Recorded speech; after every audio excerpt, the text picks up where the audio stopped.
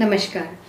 तो आज हम बात करेंगे कंधे और गर्दन में होने वाले चुभन भरे दर्द को दूर करने के लिए योगाभ्यास की कुछ क्रियाएं। तो दोस्तों, हमारे कंधे और गर्दन में सामान्य रूप से दर्द तो होता ही है, लेकिन जब यह दर्द सामान्य तौर से अधिक धीरे धीरे लंबी अवधि तक होने लगे तो इसे सामान्य दर्द नहीं समझना चाहिए, बल्कि इसे सर्वाइकल का एक रूप समझ लेना चाहिए। उम्र बढ़ने के साथ साथ हमारी हड्डियां खिंच जाती है, जिससे सर्वाइकल उत्पन्न होता है।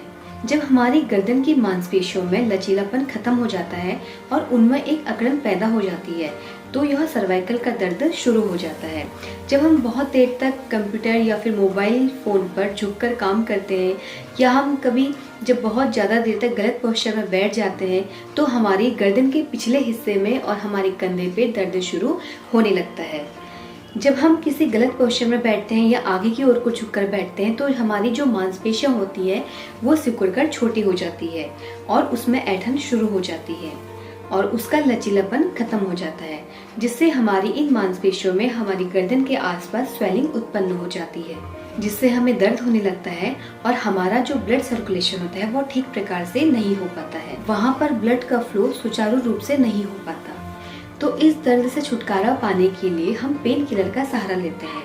पेन किलर या फिर अन्य दवाइयों से यह दर्द तो ठीक हो जाता है, लेकिन हमारी जो मांसपेशियों में जो अकड़न होती है या फिर जो स्वेलिंग होती है वो इन दवाइयों से दूर नहीं हो पाती है, जिन्हें दूर करने के लिए हम योगाभ्यास की कुछ क्रियाओं को करते हैं। अगर योगाभ्यास की इन क्रियाओं को हम 8 से 10 दिन लगातार करेंगे तो हमें कुछ ही दिनों में इनका लाभ प्राप्त हो जाता है। तो हम सबसे पहले बात करेंगे अपनी मांसपेशियों में लचीलापन लाने के लिए हम कौन से योगाभ्यास का प्रयोग करेंगे। तो सबसे पहली है, अपनी गर्दन और कंधे की मांसपेशियों में लचीलापन लाने के लिए हमें ग्रीवा संचालन क्रिया को करना होगा, जिससे कि हमारी जो मांसपेशियों में जो लचीलापन आ जाएगा और जो उसकी स्वेलिंग है, जो दर्द है, वो यहाँ से दूर हो जाएगा। तो उसके लिए सर्वप्रथम आप किसी भी स्थान पर बैठ सकते हैं, चाहे आप चेयर पर बैठ सकते हैं, आप बेड पर बैठ सकते हैं, या आप कहीं भी आराम पूर्वक जमीन पर भी एक दरी या फिर एक कंबल बिछाकर बैठ सकते हैं। बस ध्यान रहे कि वह वातावरण जो है शांत होना चाहिए। तो उसके लिए बैठ करके आपको सबसे पहले अपनी गर्दन सीधी रखनी है। बस इसमें हमेशा एक बात का ध्यान रखना है कि हमें अपनी गर्दन को झुकाना नहीं है, तो हमें अपनी गर्दन सीधी रखनी है। अगर हम अपनी गर्दन को झुकाएंगे तो हमारी गर्दन में दर्द होगा, और जिनको सर्वाइकल का दर्द ज़्यादा है वो अपनी गर्दन को ज़्यादा नीचे नहीं झुकाएंगे। तो सबसे पहले हम किसी भी स्थिति पर बैठ जाएंगे और अपनी गर्दन को सामने रखेंगे। फिर उसके बाद अपनी आंखें बंद करेंगे। फिर लंबा धीमा गहरा श्वास अंदर लेंगे और श्वास अंदर लेने के बाद अपनी गर्दन को धीरे से अपने दाईं ओर को घुमाएंगे।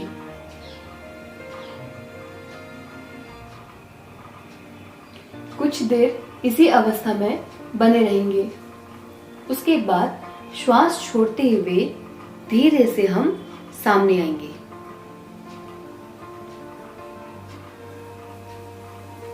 यह हमारा एक चक्र पूरा हुआ। दोबारा शुरू करेंगे। 2 श्वास अंदर ली और गर्दन को धीरे धीरे अपनी दाईं ओर घुमाया। आपका जो चिन्ह है वो आपके दाएं कंधे की सीध पर आएगा।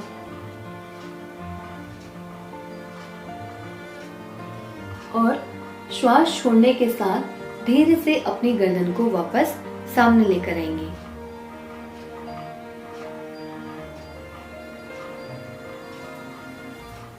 एक बार पुनः प्रयास करेंगे।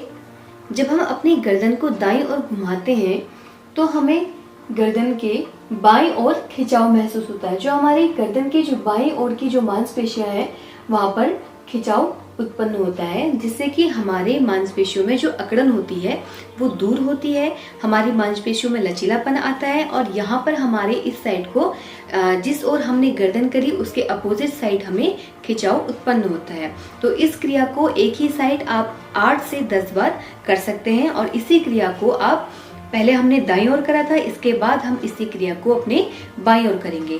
तो बाईं ओर भी ठीक उसी प्रकार करना है। हमारी आंखें बंद रहेंगी। लंबा धीमा गहरा श्वास हम अंदर लेंगे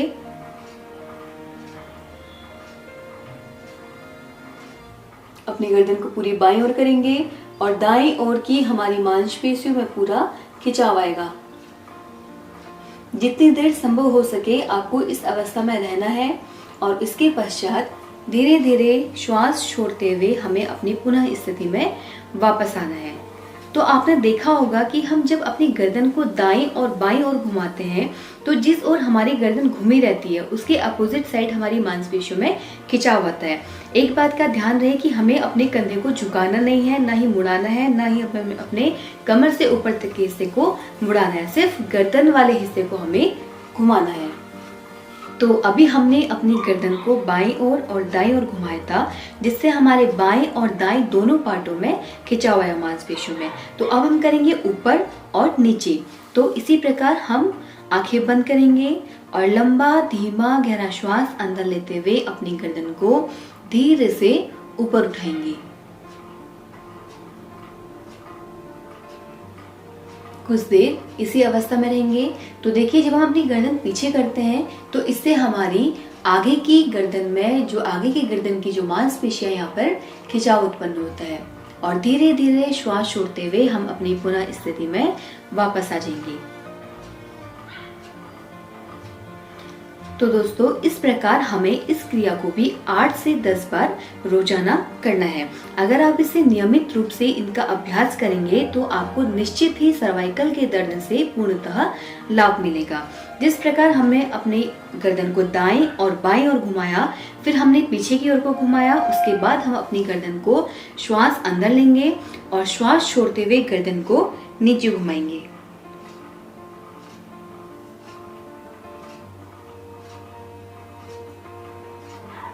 और श्वास लेते हुए गर्दन हमारी आगे आएगी। जितना संभव हो सके हमें अपनी गर्दन को उतना ही नीचे घुमाना है। जिनकी गर्दन में ज्यादा दर्द हो वो अपनी गर्दन को ज्यादा नीचे ना घुमाए। तो इस प्रकार इन चारों विधियों को हमें 8 से 10 बार बारी बारी से रोजाना इसका नियमित रूप से अभ्यास करना चाहिए। तो सर्वाइकल को दूर करने के लिए हमारी दूसरी विधि है, हम अपने दोनों हाथों को सीधा रहेंगे, हमारी कोहनी सीधी रहेगी, हम अपनी दोनों मुट्ठियों को ऐसे बंद करेंगे आपस में और आंखें बंद करके भी कर सकते हैं और इस क्रिया को आप आंखें खोलकर भी कर सकते हो। इसमें अपने आप को जो हमारी जो कलाई है, जिसे मणिबंध रेखा भी जहाँ पे हमारी शुरू होती है, इस कलाई से बस हमें अपनी इस मुट्ठी को गोल गोल घुमाना है। हमारी कोहनी सीधी रहेंगी। पहले इसे हम क्लॉकवाइज घुमाएंगे और उसके बाद हम इसे एंटी क्लॉकवाइज घुमाएंगे। जैसे 1 2। अब देखिए, जब हम मुट्ठी को बंद करके अंदर को लेकर आएंगे तो हम श्वास लेंगे और जब मुट्ठी बाहर की ओर को जाएगी तो हमें श्वास को छोड़ना है। इस प्रकार हमें इसे 8 से 10 बार रोजाना करना है। 8 से 10 बार आप इसे क्लॉकवाइज घुमाएंगे और 8 से 10 बार आप इसे रोजाना एंटी क्लॉकवाइज घुमाएंगे। यह सर्वाइकल के दर्द को दूर करने के लिए हमारी योगाभ्यास की दूसरी विधि है। तो अब हम बात करते हैं सर्वाइकल को दूर करने की योगाभ्यास की तीसरी विधि। तीसरी विधि में आपको अपने हाथों को अपने कंधे पर रखना है, अपने दोनों कोहनियों को आपस में मिलाना है, श्वास अंदर लेते हुए अपनी कोहनी को ऊपर लेकर जाना है और श्वास छोड़ते हुए अपनी कोहनी को वापस लाना है।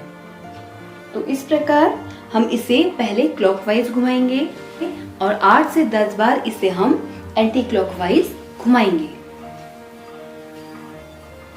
जितना हम अपनी कोहनियों को पास लेकर आएंगे उतना ही हमें इससे लाभ मिलेगा। ध्यान रहे कि घुमाते टाइम हमारी जो कोहनियां हैं ये दोनों आपस में मिले। जब हम अपने सर्कल को पूरा कर रहे हैं तब भी यह होगा और जब हम अपने सर्कल को शुरू कर रहे हैं तब भी हमारी कोहनियां आपस में मिली रहेंगी। अगली विधि हमारी है, हमें अपने बाएं हाथ को कोहनी से ऐसे फोल्ड करना है, अपने कंधे पर लेकर आना है और दाएं हाथ से अपनी बाएं कोहनी के ऊपर रख के इसे हल्का सा दबाव देना है। इसी प्रकार अपने दूसरे हाथ में दबाव देना है। इसके अतिरिक्त आपको अपने हाथ से अपने सिर पर विपरीत दिशा में दबाव देना है। जैसे अपने बाएं हाथ को अपने बाएं साइड के सर में रखेंगे, अपने हाथ से अपने सर को दबाव देंगे और अपने सर से हाथ पर हल्का सा दबाव देंगे। जैसे श्वास अंदर ली,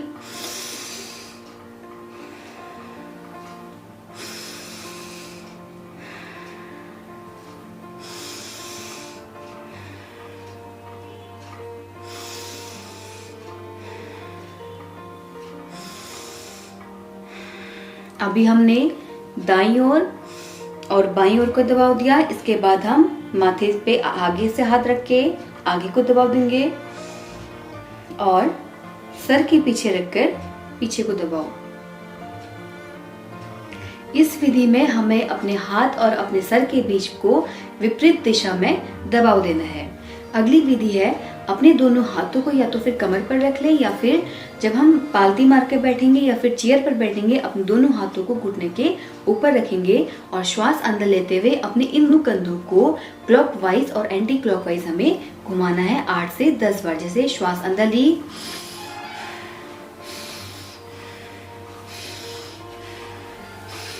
इस प्रकार इसे हम क्लॉकवाइज घुमाएंगे और इसके विपरीत हम इसे ऐसे ही एंटी क्लॉकवाइज घुमाएंगे। तो इस विधि के द्वारा हमारे कंधे और जो गर्दन की जो मांसपेशियां होती हैं उन पर खिंचाव आता है, उनमें जो ब्लड जो सर्कुलेशन जो कम हो रहा होता है वो सुचारू रूप से चलता है, उसमें जो अकड़नपन होती है वो सब दूर होती है। इसके अलावा हम कुछ बात करते हैं एक्यूप्रेशर की। उसके लिए तो दोस्तों हमें पता है कि हमारे हाथों में हमारे शरीर के पूरे अंग बने होते हैं। तो हमारे जैसे अंगूठा है, अंगूठे में हमको जैसे पता है कि हमारे अंगूठे के ऊपरी छोर पे हमारा फेस, हमारा सर ये बनता है और नीचे हमारी जो गर्दन वाली हड्डी है वो होती है। तो इसी के अपोजिट साइड हमारा सर का पिछला वाला हिस्सा होता है। ये सर है और ये पीछे हमारी जो रीढ़ की हड्डी है ये हमारी रीढ़ की हड्डी होती है। तो हमें क्या करना है, इस रीढ़ की हड्डी को मतलब जो हमारे अंगूठे का जो दूसरा भाग है, पहला भाग और दूसरा भाग, जो दूसरे भाग की जो रेखा है उसके नीचे वाले पार्ट को हमें यहाँ पे हल्के से प्रेस करना है। जितना दबाव हम झेल सके उतने दबाव से हमें यहाँ पे धीरे धीरे प्रेस करना है। अगर हम अपने इस पार्ट को ऐसे दबाव देंगे तो हमें सर्वाइकल से कई टाइम तक राहत मिल सकती है। इसके अलावा आप अपने इसी पार्ट को अपने हाथ से ऐसे रगड़ के, जैसे इसमें रगड़ आएगी, रगड़ से यहाँ पे क्या होगा, दबाव बनेगा। तो इससे भी हमें अपने दर्द को काफी हद तक दूर कर सकते हैं। इसी प्रकार अपने दूसरे हाथ को भी ऐसे करेंगे। पहले घुमाना है, फिर छोड़ना है, फिर घुमाना है, फिर छोड़ना है। तो दोस्तों सर्वाइकल का मुख्य लक्षण है उम्र बढ़ने के साथ साथ हमारी हड्डियां जो है वो घिसनी शुरू हो जाती है, जिससे यह दर्द उत्पन्न शुरू होता है। हमारे गलत पोस्चर में बैठने से भी यह दर्द शुरू हो जाता है, या कभी कभी हम खेलते हैं या झटके से अपनी गर्दन को उठाते हैं या घुमाते हैं, उस वजह से भी सर्वाइकल का यह सबसे बड़ा कारण बन सकता है। लगातार एक ही पोजीशन में बने रहना, हमारे शरीर का मोटापा, वेट उठाने से या फिर जिम में मशीनों के प्रयोग से भी हमें यह दर्द उत्पन्न हो सकता है।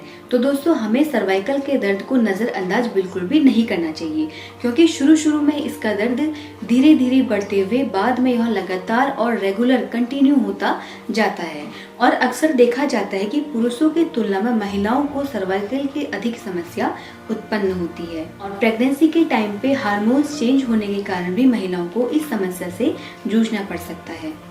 इसके अतिरिक्त इससे आप निजात पाने के लिए आप इसमें गर्म व ठंडे पानी की सिकाई कर सकते हैं, जो प्राकृतिक चिकित्सा के अंतर्गत आता है। इसमें आप हल्दी का सेवन कर सकते हैं, चाहे तो आप हल्दी को दूध में डाल करके पी सकते हैं। आप अपने खाने में अधिक से अधिक अदरक का सेवन कर सकते हैं, जिसके प्रयोग से आप इस समस्या से निजात पा सकते हैं। अपने भोजन में आपको विटामिन B6 और D9 का प्रयोग करना चाहिए। सिर पर ज्यादा वजन नहीं उठाना चाहिए, हमें अपने सर पर तकिया नहीं लगानी चाहिए।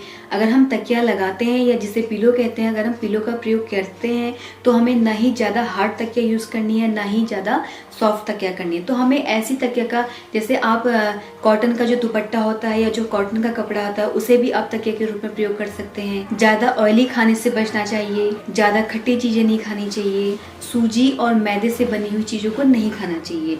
तो अगर हम इन सब बातों का ध्यान रखेंगे तो हम जल्दी ही इससे लाभ प्राप्त करेंगे। दोस्तों, योगा के साथ साथ हमें अपने खान पान पर भी विशेष ध्यान रखना चाहिए। तो दोस्तों, ये थी हमारी आज की वीडियो सर्वाइकल से संबंधित। हमारी आने वाली वीडियो को देखने के लिए हमारे चैनल को सब्सक्राइब कीजिए, जिससे आने वाले वीडियो की नोटिफिकेशन आपको समय समय पर मिलते रहे। और आपको हमारा आज का वीडियो कैसा लगा, अपने सुझाव हमें जरूर लिख कर भेजिएगा। और अगर आपको ये वीडियो पसंद आया तो इसे लाइक करें, शेयर करें और इसे सब्सक्राइब करना ना भूलें। धन्यवाद, नमस्कार।